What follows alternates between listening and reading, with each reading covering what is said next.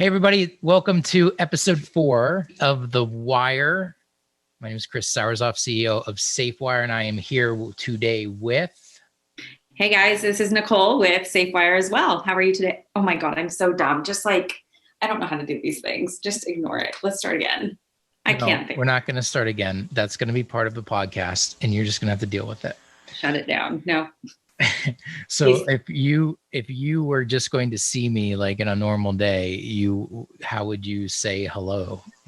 Okay. Yeah, see, I don't know how to do things. So, okay, let's do the conversation. Once No, we get going, I'm fine. that that is staying part of the podcast. That's the way it works. No dead air, Nicole. What are we talking about today? Oh my God, you really are doing this. Yeah. Oh my God, I'm so embarrassed. We are going to talk about Patricia Verlino down in Florida and the condo she was trying to buy, and she had been robbed about $63,000. So what happened? So in this case, it's really unclear as to whose email was originally hacked, but it's someone in the transaction. And as we know, there's so many different parties involved. There's typically a lender, a realtor, title company, buyer, seller, and there's 2 agents that are involved. So it's really unclear as to who was hacked in this process, but they were able to find out what the title company's email address was, and that they either hacked the title company's email or they spoofed it, and they had sent her the wiring instructions to send over her down payment and closing costs. So in situations like this, you have a buyer and the buyer gets a fraudulent email that looks like it's coming from the title company with fake wire instructions. So the fraudster has to find the buyer's information somewhere, right? So typically they're compromised through the real estate agent. The real estate agent is typically the weak spot in the transaction. And so, in this case, they successfully spoofed these guys for $63,000. Yeah. And honestly, if I was a hacker, I'd probably go after a real estate agent's email as well. They're easy to find. Their addresses are easy to find. And they are also kind of the coordinator in the whole process. They know who everyone involved is, and it's in their best interest to do so. So for them, they have everyone's email and everyone involved in their email already. So it's the best place for a hacker to go. Yeah, and often we know that they are susceptible to phishing scams. They typically don't have two-factor, multi-factor authentication turned on their emails, and or using, it's okay to use like at gmail.com type email accounts, but it's they're a lot easier to spoof and make up than if you actually have your own domain and you have your own branded domain with its unique email for that realtor or business. So, we always suggest making sure that you have your own domain, making sure you have multi-factor authentication turned on those emails, and strong passwords that you change and update frequently. Right. I think that goes for realtors. And I think realtors also need to educate their buyers and sellers to do the same. For sure. Password managers, we talk about a lot too. Password manager is something that you can keep your passwords stored securely in, and you would need one master password that you keep safe. But then if one of your passwords is compromised, not all of your passwords are compromised. And that's typically how phishing scams work. They try to get your password through a Netflix account or through an Apple account. And once they have that email and password, oftentimes people use the same email and password combination for their actual email. And a lot of times that's how they get in. The other thing we talk a lot about is one way to, if you're listening to this, to discern whether or not you've actually been compromised is first, change your password. Because if someone's in there, then it's going to kick them out. But then secondly, after you've turned on two-factor authentication, is check your forwarding rules. Forwarding rules are something that if someone is in your account, they can actually go in and make sure that emails that are coming in from a client, a buyer, a seller, or a title company, they can make sure those emails still land in your account, but they don't land in your inbox. They don't land in a place where you're actually going to see them. So that's an important thing to check. All emails have forwarding rules. That's true. That's true. And it's something that's interesting when you're talking about this, and something that might make it more relatable to the general public is, I've seen this a lot lately where someone says, "Hey, my Facebook account was hacked." Well, typically that's because they've been phished and they have given their password to someone else.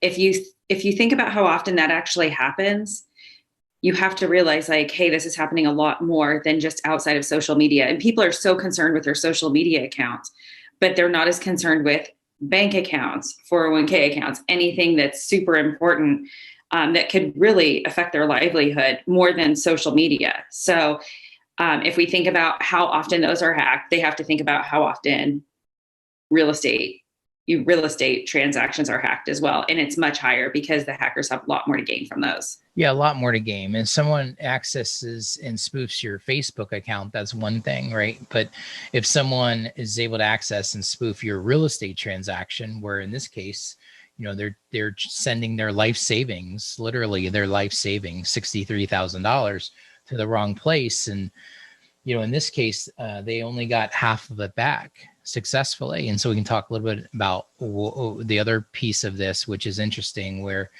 we've kind of stumbled across this over the years, where you can go into GoFundMe and find these GoFundMe accounts for folks that have been victims of real estate fraud. And a lot of times the GoFundMes are created by their real estate agents after their clients have been a victim of fraud. So how terrible of a look that is for this industry and for real estate professionals, that consumers, buyers, sellers are on GoFundMes because they've lost money in real estate transactions. Right. And honestly, like, they were able, because it had been almost 24 hours, they were able to recover half of it, but the other half was gone. So her family member stepped in and gave her the money so that she could continue to close on the condo. And then the GoFundMe was able to, but it allowed her to pay her family members back. But this is typically not what happened. What happens most of the time, the money's gone. It's usually not recovered. And usually it's closer to $100,000, unfortunately.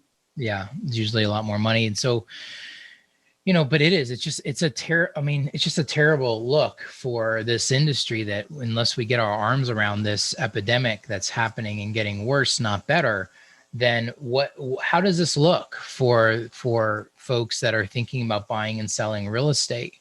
What other options and alternatives to traditional real estate transactions are going to present themselves and are already presenting themselves that are going to be more secure and trustworthy of a process than something like this? It's just a terrible look for the industry that we have to go to this place where GoFundMes literally have to be set up to make people whole in these transactions. Right. And people probably sit back and say, well, why doesn't the industry have any requirements to stop this? Why don't they have anything set up to make this, to prevent this from happening? And really, the reason why is because if we look at it, these different markets all operate differently. And you have title companies, you have attorneys, you have so many people handling closings in different methods. Just rules, the way things happen, change across even individual states. I mean, I know here in Columbus, we operate differently than they do up in Cleveland. So you can imagine how all across the country, how it varies so much. So it's really hard to mandate specific requirements in the industry to make it a one size fits all. And so that's part of the challenge that we're faced with. Segmentation, data segmentation is a massive challenge for the real estate space. And so you have these different parts of the transaction: title companies, mortgage companies, real estate brokerages, all have their own data, and how that data communicates back and forth is often through unsecured means like email. And that's where and how we're vulnerable, and that's what's disruptible.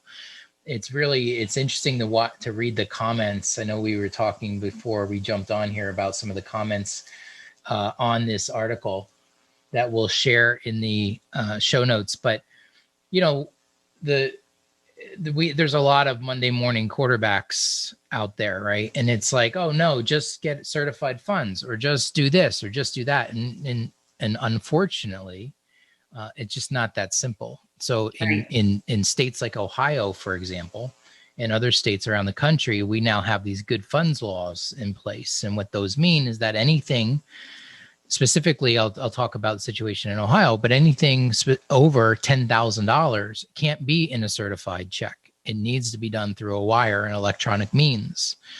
The reason that happened was the laws were changed because of check fraud. So there was this perfect storm where the laws were changed because of check fraud, where title companies, they're sending out checks and proceeds from real estate transactions, and a bad actor gets that account information off of a check, and they create their own checks. And so they send those checks out, and they're trying to make money through check fraud. And so Ohio came in and said, well, we need to fix this. And so they changed the law that anything over $10,000 needs to be done through electronic means, specifically a wire, because you can't pull back a wire. When it's gone, it's gone. And it was happening at the same time that this real estate wire fraud problem was blowing up. And so you now have a perfect storm where you can't do certified checks legally over $10,000 in Ohio. You have to do wires, and you now have a wire fraud epidemic. Mm-hmm. So, there's a lot of Monday morning quarterbacks in the comments that are just, it's not as simple as it may look. And this is a scam that's happening more and more. And it's easy to look and point the finger at someone else and say, well, you should have did this, you should have did that. But we know when you're in the middle of this and this is something you've saved your entire life for, and the emotion around you just beat out 5, 10, 15, 20 other offers to get this home of your dreams, and someone urgently says, we need your money. That shit happens all the time. Mm-hmm. So all the time. So what's the takeaway on this one, Nicole?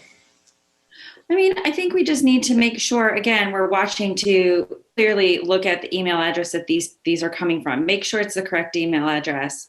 Call to verify. Check out the grammar. If the word kindly is used, you can guarantee it's almost like 99% fraud.